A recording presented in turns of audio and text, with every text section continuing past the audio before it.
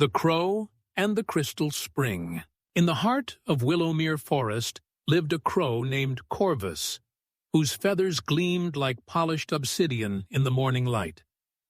While other birds sang cheerful greetings to one another, Corvvis perched alone on the highest branch, gazing down with disdain at his neighbors.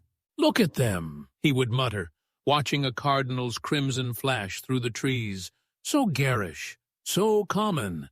And that blue jay, what vulgar showiness." He preened his sleek black wings with satisfaction. "My ebony coat shows true refinement.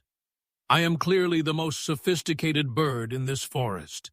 When the gentle white dove tried to include him in their morning songs, Corvvis turned his beak away. "I don't associate with such ordinary creatures," he declared. "My elegant darkness sets me apart from your simple-minded chatter." The dove's eyes filled with sadness, but she said nothing, fluttering away to join the goldfinch and sparrow in their daily search for seeds. One crisp autumn morning, a family of deer came bounding through the forest with extraordinary news. Deep in the oldest part of Willowmere, they had discovered a spring unlike any other. Its waters were crystal clear and still as glass, and it was said that anyone who gazed into its depths would see their true self reflected back. Word spread quickly through the woodland, and soon every creature was making their way to the mysterious spring. Corvvis, naturally, pushed his way to the front of the gathering.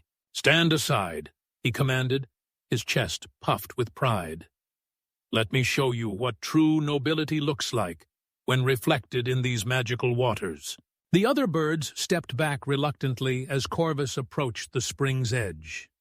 He expected to see his magnificent silhouette confirmed in all its dark glory, perhaps even enhanced by the spring's magic. But as he peered into the crystal-clear water, Corvvis gasped. The reflection showed not his beautiful black feathers, but his heart. A small, shriveled thing, dark not with elegance, but with coldness. It pulsed weakly, surrounded by shadows of his own making. His reflection revealed what his pride had hidden, a spirit grown ugly through years of scorn and arrogance. "No," he whispered, stumbling backward. "This cannot be right." The white dove stepped forward gently to take her turn. As she gazed into the spring, her reflection bloomed with warmth. Golden light seemed to radiate from her heart outward, touching everything around her with kindness. Even in the reflection, other birds drew near to her, seeking comfort in her gentle presence. One by one, the other birds looked into the spring. The cardinal's reflection showed a heart burning bright with passion for life and loyalty to his family. The blue jay's image revealed a playful spirit that brought joy wherever he went. The small goldfinch's reflection glowed with quiet courage, and the sparrows showed a generous soul that shared every seed she found.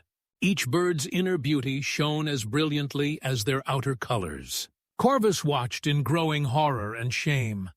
All the birds he had dismissed as common possessed hearts more beautiful than anything he had ever seen. His own reflection had revealed him as the truly common one, common in his petty cruelty, his shallow judgments, his cold heart. I have been a fool," Corvvis said, his voice barely above a whisper. The gathered birds turned to him in surprise. Never before had they heard humility in his tone. The dove approached him with gentle eyes. "The spring shows what is, Corvvis, not what must always be.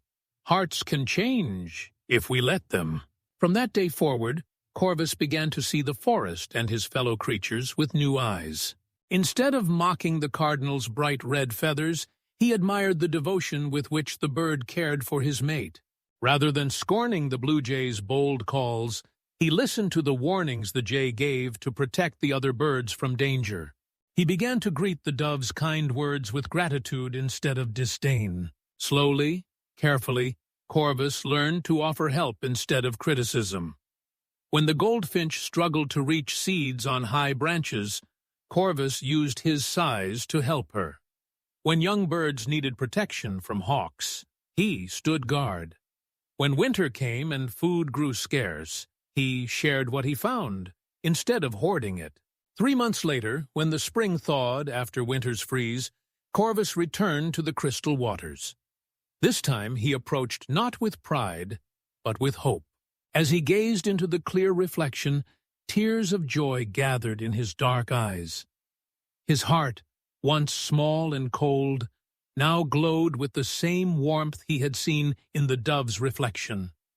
The shadows were gone, replaced by growing circles of light that reached out to embrace every creature around him.